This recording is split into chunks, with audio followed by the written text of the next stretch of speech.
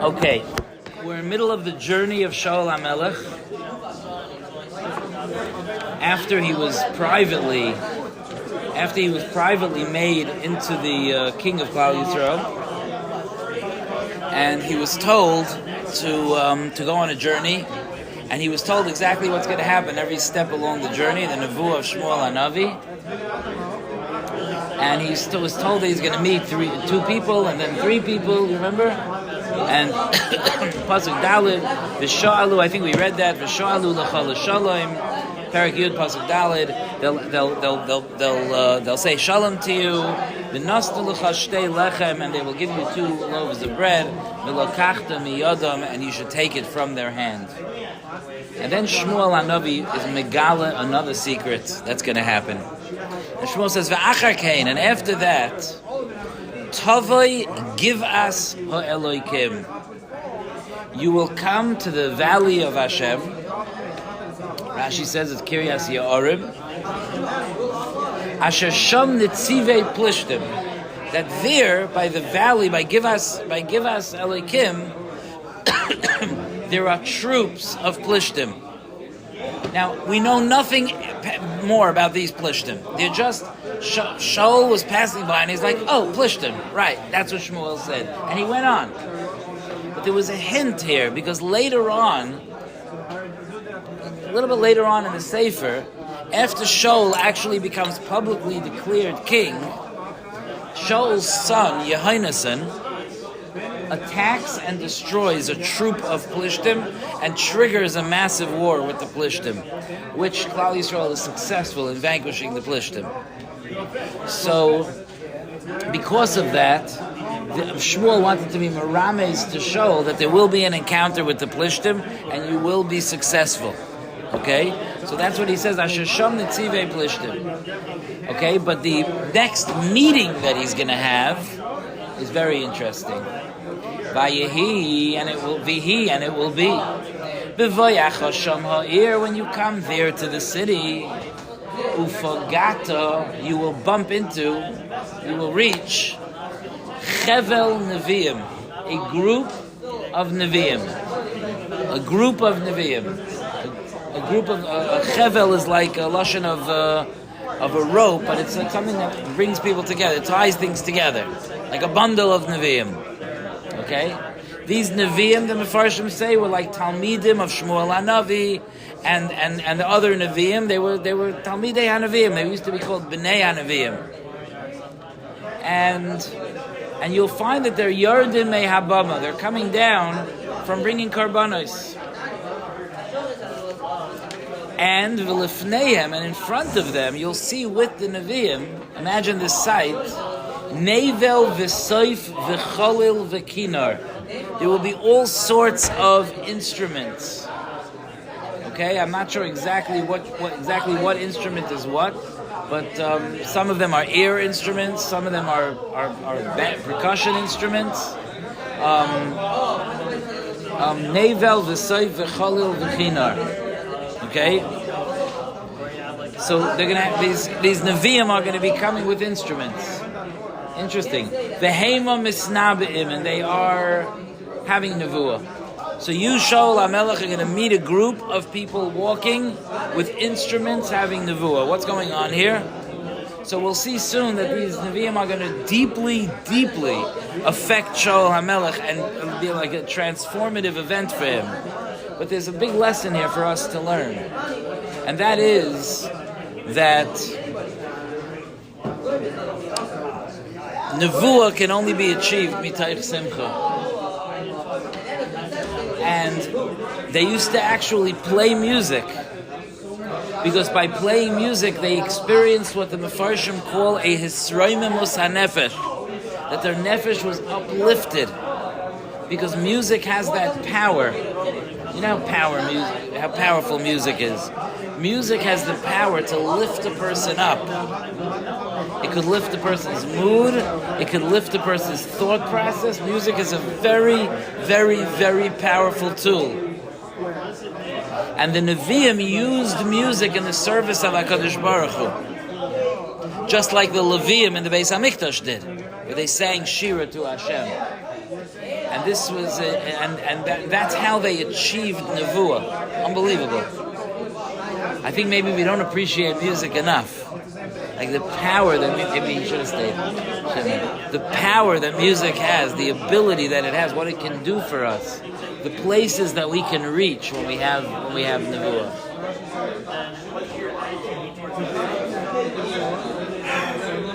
I want to tell you something fascinating that my Rosh Hashiva taught us many years ago, and that is like this. Very, very interesting.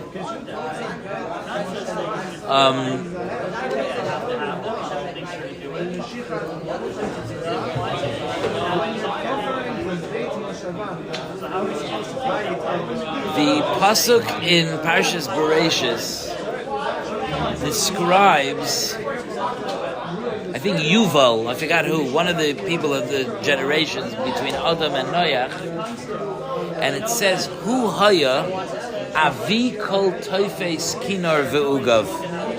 He was the father of anyone who plays a kinar, like a harp or a flute, a kinar ve'ugav. Okay? What does it mean? He was the father of anyone who plays a flute, a kinar ve'ugav. So Rashi says one word. Rashi says la'avodah zara.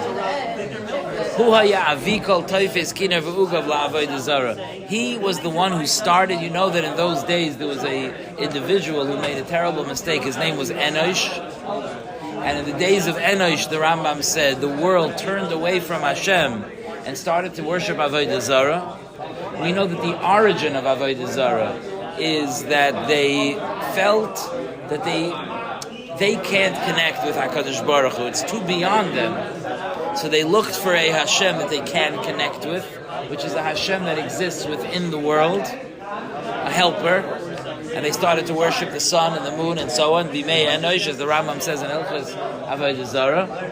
And at that time, there was this person that he started this concept that you could play music to the Avodah Zarah, to uplift yourself in the service of Avodah Zarah. Now that is not why HaKadosh Baruch Hu created music. HaKadosh Baruch Hu created music for what we're going to do after Ma'ariv, for what the Levium did in the Beis HaMikdash, for what goes on by a Shabbos table or an Einik Shabbos, when people get carried away with the music as it brings them higher and higher, to the way that it was in the basement, to the Yomim Noraim davening, where you could hear the Chazan davening on Yom Kippur on Musaf, and you feel like you're actually in the Beis HaMikdash. You know?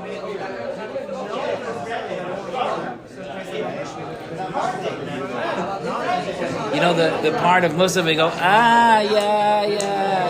You know that when everyone starts bowing down?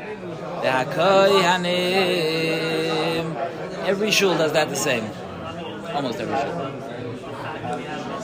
every shul does that the same. And they say, Tzaddikim said that they did something similar in the Beis HaMikdash actually. And we have these songs, these tunes, b'Mesorah, that they lift us up, they put us in another place. When I hear certain songs, like just playing on an album, or the Olam sings it, and it's like a Rosh Hashanah song, even if it's a Rosh Hashanah song that we sing by the meal. You know, like, I heard a few days ago, I heard some guy singing, I don't think it was here, maybe it was on Purim. I heard people singing Chamoil al Ma'asecha. I was like, you're not allowed to sing that on Purim, that's a Rosh Hashanah song. That brings us to a certain place on Rosh Hashanah. But music brings us places. And when this person took music and he used it in the service of Avodah Zarah, he was a Ganev. He stole something from the Beis HaMikdash. And it's in the pasuk. It says, Hu haya avi kol toifes kinar ve'ugav. Toifes is to grab. Tfisa, to grab a hold of something. Why doesn't it say that he played it? Why does it say he grabbed it? Because he's a Ganev. Because when we use music, not in the service of Hashem, it's Geneva. It belongs in the Beis HaMikdash. Amazing, no? My Rosh Hashiva said it wasn't for long. The world of Kedusha got music back. And that was by the Shira Sayam. When Klal Yisrael sang Shira, and they sang to Hashem, Az Yashir Moshe, Ashira Hashem Ki Ga'a Ga'a. They restored music back to the world of serving Hashem, and he says, Marum is there in the Pasuk. Because the Pasuk says, Vatikach Miriam es hatoif biyada. Miriam took the toif in her hand. Yeah, that's too much information. Like, you could just say she played the toif. I'm not going to wonder if she played it with her hands or her toes. What is it? Vatikach Miriam es hatoif biyada. So my Rosh Yeshiva said no, because he was taking music back for Kedusha. So these Nevi'im were following in the footsteps of Miriam, and they were playing music in order to have Nevuah. It's unbelievable what a person could do. The Heima Misnabim, they were having Nevuah. Vitzolcha, so Shmuel is talking to Shaul now, he's saying, Vitzolcha alecha ruach Hashem. And the ruach of Hashem is going to descend upon you. You're going to be swept up from their Nevuah. I think there's an unbelievable lesson here of just what happens when we spend time with tzaddikim. There will be Nevi'im there.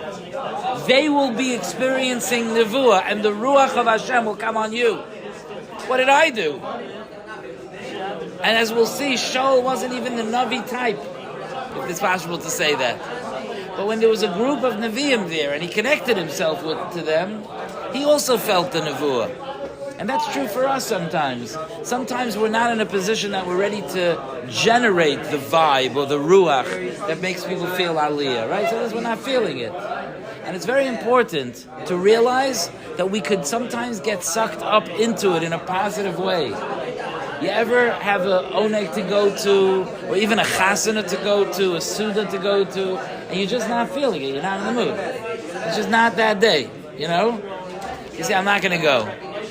Sometimes it could be a toast, because if you let the Nevi'im play their instruments, sit there, think about it, you'll get there, you'll get into it when you spend time with them. The same thing is true with learning. You ever sat in your room and you're like, not in the mood, not today, not happening today, you know?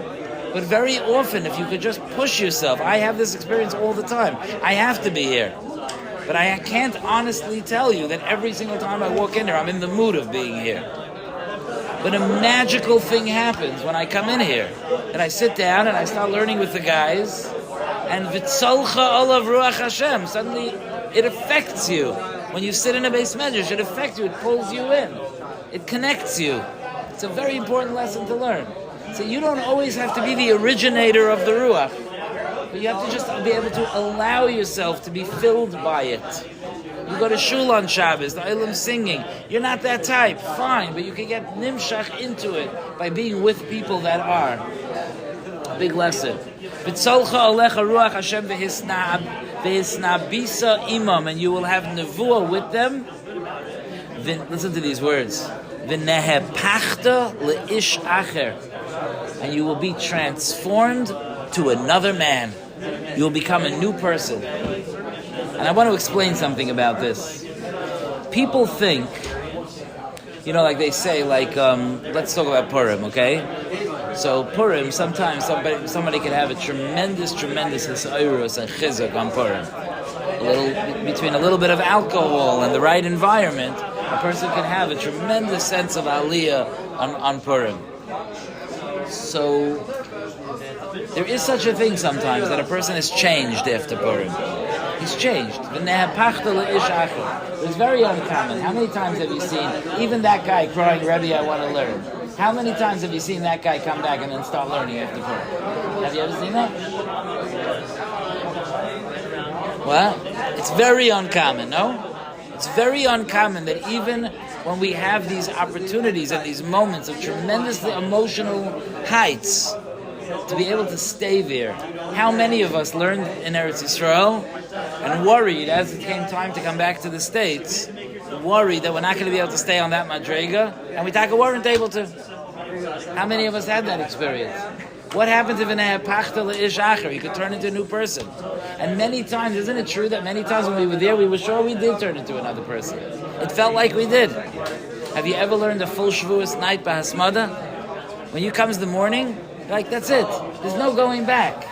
I'm a new person. a big yesod that's important to know.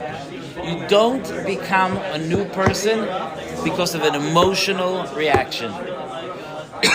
Emotions don't change you into a new person.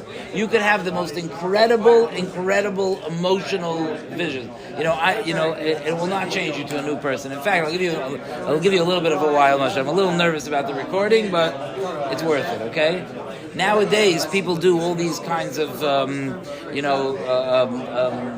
psychedelics, ayahuasca, these types of things, therapeutically. They do it nowadays. It's common that people do it therapeutically because they have certain problems and certain traumas and certain issues, and they go and it opens up their minds. You've heard of this, right? It opens up their minds, and a lot of times there's guidance from a therapist. Interesting, no? There's guidance from a therapist, and he talks to each person about what they're experiencing. I know someone that went recently, like it was a night-long thing, and there's a bunch of beds in the room, and he gets to meet all his drug mates, and there's Hasidim and there's Litvish, whatever, and he schmoozes with them, and then they go and they administer whatever amount they decide is right for each person, and then it becomes a very interesting night. The conversations, the things, what you do, what you say, what you feel, and some people, am I saying something you don't know?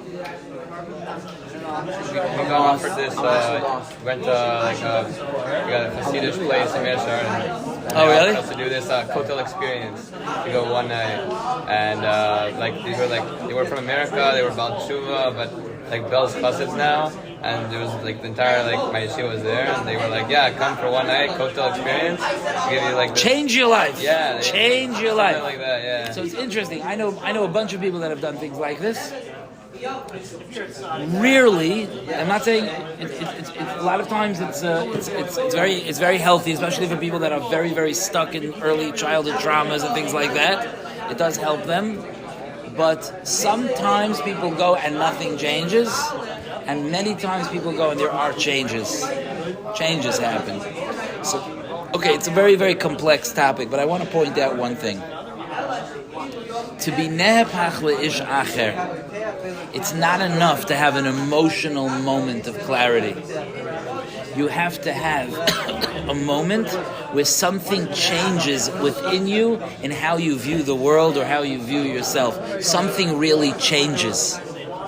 It's not enough that I'm super emotional and in a high place and I love you Hashem and Rebbe I want to learn and then the morning comes, but that was an emotional experience.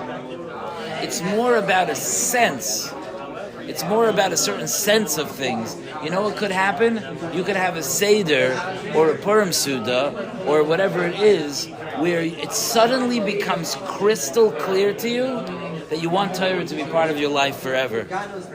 People that have those moments, that not that they're so emotional, they can very soberly tell you that there was a moment when I realized that this is going. You're gonna go on a date, okay? And you're gonna at some point you're gonna be with a girl, and at some point it's gonna click in your head like, yeah, I want to marry her. I'm gonna spend the rest of my life with her, right? That's not. If that's an emotional decision only, so that's not a safe decision. But for guys that I know, the guys that reach that moment and then they get engaged and have successful marriages, it's not just an emotional moment. It's a certain sense of reality. It's a certain sense of clarity. That's my person. We could build a life together. It's clear to me now. And then that's something you could go back to. When I moved back to the back to the States, when I came back as a bacher and I came back to get married, so I decided I was going to move back to Eretz Yisrael when I get married, and I dated for like 2 minutes and got engaged, and I had gone out with 2 girls before, but when I came back to America, I went out. I think my wife probably remembers better than me, but it was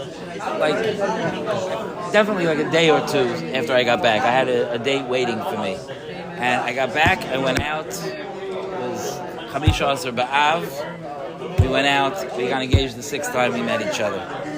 Okay, it was a different world in those days. Do not try that at home. Okay, but for those days it worked. Okay, we got engaged, and my wife had 2 jobs set up, and she was starting college, and there was no way that we could go after our chassan to Eretz Yisrael. She couldn't dump 2 jobs and a college in the beginning of in the middle of a semester. So we decided we're going to stay 1 year in Eretz Yisrael, and 1 year in America. We stayed 1 year in America. Everyone was telling us, yeah, you're not going to go back, right? Especially the Israelis. They're like, yeah, we know, you're not going back. And then we had a baby. And it was a harrowing experience having the baby. Some medical issue came up, I'm not going to get into it. And everything turned out okay, but it was an experience. My wife was wiped out. We had a new baby. I'm the oldest on my side of the family. My wife is the oldest on her side of the family. It was the first and only grandchild. And suddenly we started to feel like, you know what? Maybe we won't go back to Eretz Yisrael. I had no money. I was taking now that I'm a grandfather, I can't even believe that I did that. I was taking a grandchild, the only grandchild, away from their grandparents. I was settled where I was. We had parents, families taking care of us. Why would I move to Eretz Yisrael now? And yet, a few days after Sukkot, we moved to Eretz Yisrael for 2 years. Why? Because when I was in Eretz Yisrael, it wasn't an emotional thing that I wanted to come back. It was clear to me that my hatzlacha was coming back to Eretz Yisrael. And when I was in America, I couldn't figure out why I wanted to go back to Eretz Yisrael. But I remember telling my wife, when we were in Eretz Yisrael, we knew for sure that we wanted to come back. Let's trust that and go back. That's the word of the Nehepachta. It's not that Shaul had this amazing experience. They were singing and dancing. It was the kumsitz of a lifetime. And Shaul reached heights of clarity in his avodas Hashem.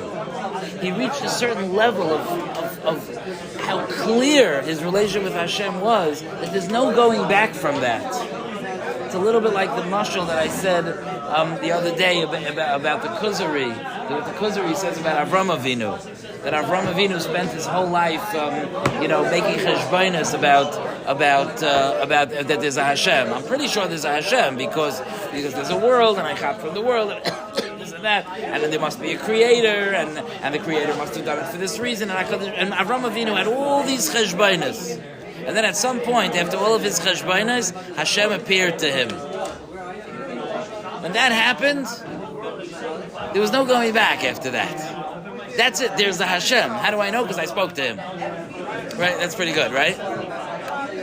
There's clarity. It's very important to realize that. This Navisa Imam, you will have nevuah with them, that you'll have a moment of absolute clarity,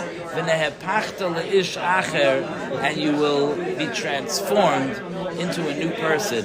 This is something that's kedai to talk about for 2 minutes before Ma'ariv, because it's something to think about. A lot of times, people complain in their avodas Hashem, and I went through this a lot myself when I was younger, that their avodas Hashem is like a roller coaster. Do you know people like that? I'm one of those people. It's like a roller coaster. So the way things were for me for many years was that I was a good guy. I would show up. I could learn very, very well. I'd be into it. That's it. This is it. I'm saying it's from here straight to Chaim Kanievsky land. I'm saying I'm going to learn my head off for the next 70 years. That's what I feel like. And then the next day will be a little bit harder, but I'm pushing myself through. And then the third day, it's a little not that into it or interested. And the fourth day, I missed half of Seder because I was really walking in, but then I met someone by the door and we started talking about something. And it was very important, and I had to tell him, and then I had to call someone to tell him about the person that I was talking to, and then the person said something insulting, so I had to call someone else to say how angry I am at that person. And then Seder was over, and I missed Seder. And then by the fifth day, I just overslept and didn't show up. And then that's it. And then, then there's the down. And then you hit a point where you're just like disgusted from yourself. Life can't go on like this anymore. So you're catapulted to the top of the mountain because that's it. It's not like a slow climb after that, right? When you're nimas from yourself, that's it. Top of the mountain. And you feel uncomfortable, like I'm doing tshuva. It takes about 12 hours, in that world. You're like, Reb Chaim Kanievsky. 50 years of Talmud Torah. Here we go. And the cycle just starts all over again. And we spend our man. Up, down, up, down. Do you recognize this? That's not this world of an e'apachta le'ish acher. The world of an e'apachta le'ish acher is that it's not an emotional thing, my connection to Torah. Sometimes I'm emotionally connected, and I love it, and sometimes I'm not emotionally connected. But I'm not here because sometimes I get myself chocolate ice cream because I love it, and sometimes I learn Sefer Shmuel because I love it, and it's all an emotional thing. That's not why I'm here. I'm here because in a very sober, clear part of my mind, I recognize that I belong here, and that I have a responsibility to be here. And that recognition makes an impact. And then it doesn't matter where I am emotionally. A guy in the Shiur came over to me a few months ago. I did not give him the response he wanted. He said, Rebbe, I'm sorry I haven't been coming to Shiur. It's been really hard. What do you do when you're just not feeling it? And I said to the guy, I don't understand the question. You don't do anything. He's like, no, but if you don't feel it, what do you do? I don't hear the kasha. So you don't feel it. So sometimes you feel it, and sometimes you don't. That's how it works. You can be tired, hungry, worried, anxious, have itchy socks, an annoying guy sitting next to you. There's very, very fickle the things that can make us, our emotions change. That's not how we serve Hashem. We serve Hashem because our seichel has clarity. There is nothing in the world more important than me learning Torah. That's not an emotional statement. That's a logical statement. That's a reality. And if we can build our avodas Hashem on a sense of ourselves, on our reality, the roller coaster becomes much more steady. It's always a little roller coaster, but it becomes more steady. Shikaya.